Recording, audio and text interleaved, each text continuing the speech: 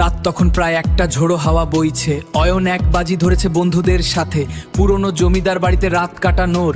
হাতে শুধু mobile, torch, বুক ভরা সাহস। কিন্তু সেই রাতে কি হয়েছিল কেউ জানে না। ধুর ভূত আবার কি সব মনের ভুল, এই তো ভেতরে ঢুকলাম কিছুই তো নেই।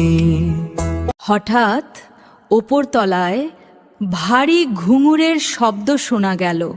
ঝন ঝন ঝন। কে ওখানে? অয়ন টর্চ জ্বালাতেই দেখল ধুলো পড়া মেঝেতে এক জোজা পায়ের ছাপ। অয়ন দৌড়ে পালাতে গিয়ে একটা বিশাল আয়নার সামনে দাঁড়ালো। টর্চের আলো দেখল আয়নায় তার নিজের প্রতিফলনের পেছনে একটা বীভৎস মাথা দেখা যাচ্ছে, যার মুখটা সেলাই করা এবং চোখ দিয়ে রক্ত পড়ছে।